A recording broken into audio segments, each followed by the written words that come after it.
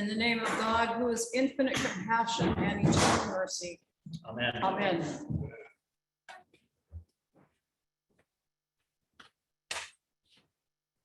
This month until October 4th, we will be celebrating a season of creation.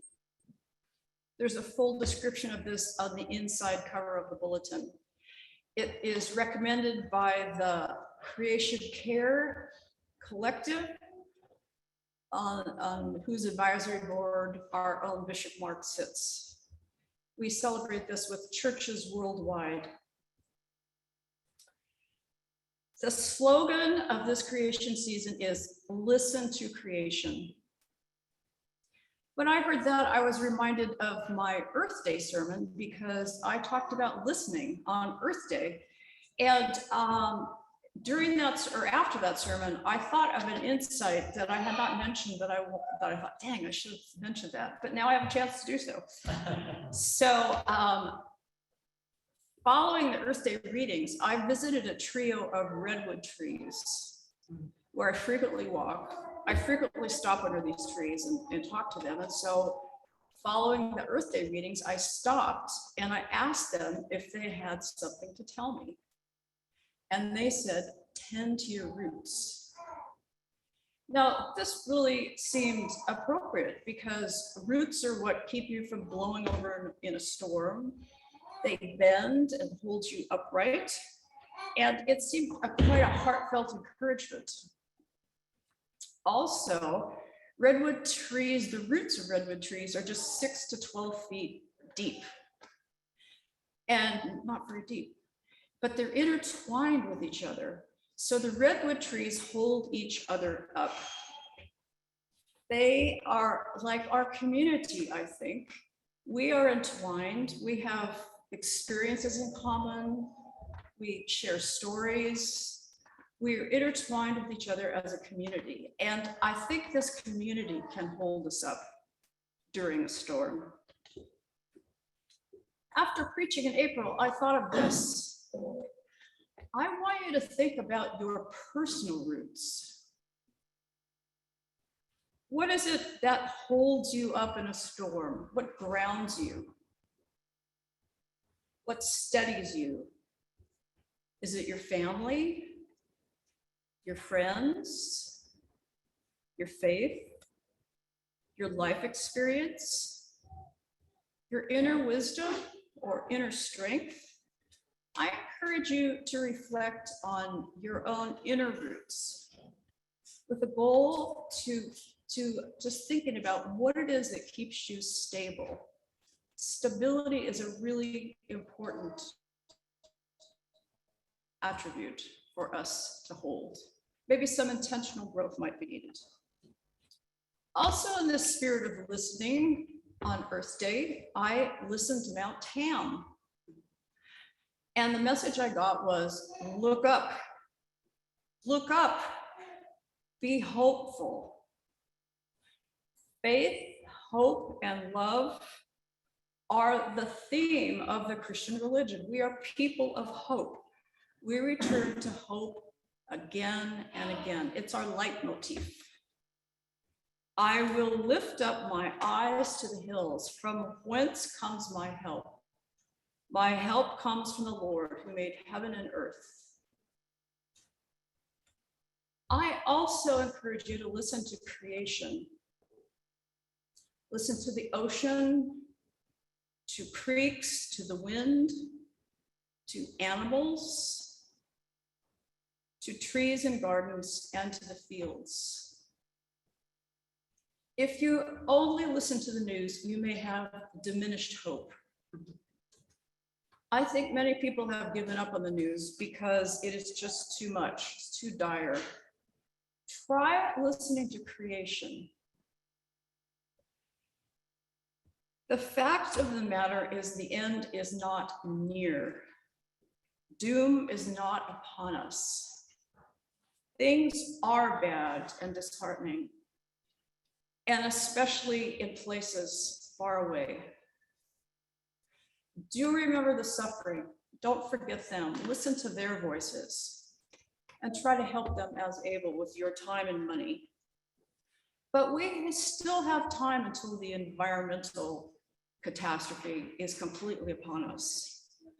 Thousands, even millions of people are working on remediation, policy, solutions, and innovation as we speak.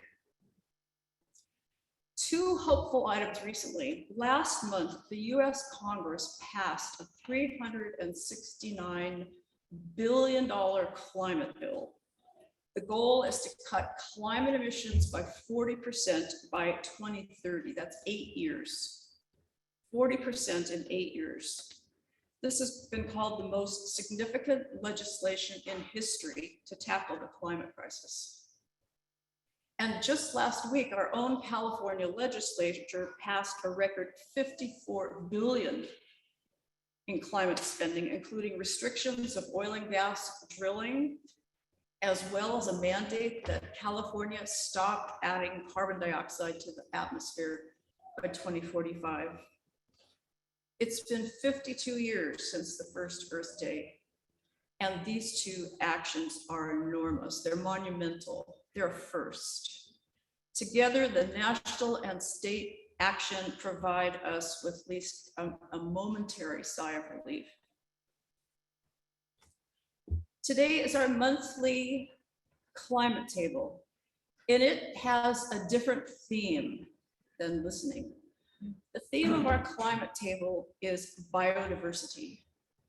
Helen Archer-Juste is our facilitator today, and she's made a really thorough handout, which is on the table. So please visit the table, take the handout, and give some money. We're collecting today for the Center for Biodiversity.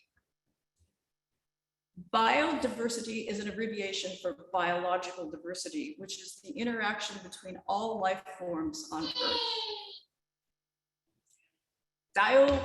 Biodiversity is the life web that produces everything that humans need most: food, water, air, and medicine. Earth's biodiversity is its most valuable and necessary resource. Biodiversity is the web of life.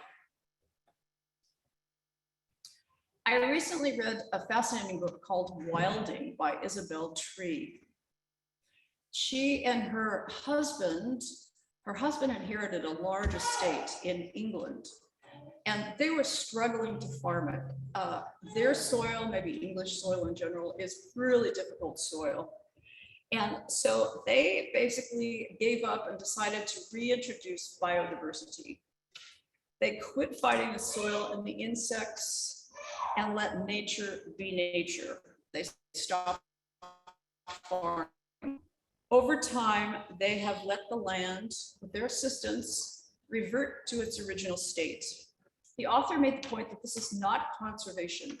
This is not preserving something just as it is. This is rewilding. This is helping the land return to the state that it was before human beings got their hands on it. It's not preserving what is there, but rather making possible regeneration. They stopped intensive cultivation with pesticides and fertilizers. They reintroduced mammal species similar to ancient ones: wild horses, pigs instead of boars, and long-horned cattle instead of extinct aurochs. On their farm, the Nep estate, there has been an astounding resurgence of birds not seen in the English countryside for decades, along with butterflies, insects, and the plant life and soil health has just rebounded astoundingly. The author remarked on hearing the sound of insects, which she really didn't know that she had missed. Insects, well, okay. Another wonderful example of biodiversity is the film, The Biggest Little Farm. A wildlife, which I highly recommend, it's very positive. A wildlife documentarian and his wife, who was an organic food and blogger and a chef, decided what they really wanted to do was to leave urban life and farm. It was their dog that made the push. Their dog kept barking so much that the landlord said, "You're out, you can't live here anymore." And so they decided what they really wanted to do was to farm in harmony with nature. As idealistic amateurs, they soon concluded that they needed an expert to help them. So they consulted a consultant on traditional and organic farming. His principal recommendation was biodiversity. Over the course of 7 years, they converted a dry and fallow farm outside Los Angeles into a self-contained, functioning ecosystem. 75 varieties of fruit trees, lots of different farm animals, from sheep to cows to chickens to goats to ducks to pigs, cover crops, and hospitality to predators, who are the keystone, who keep the pests and keep the balance. Our call is not to save the earth. Our call is to rebuild our own habitat. Earth will carry on without us. We don't have to save it. Just as we are destroying the habitat of thousands of animals through our own lifestyle, we are also fouling our nest and making human survival difficult and even iffy. This season of creation is to remind us to pay attention to our actions, our personal choices, and to how we live.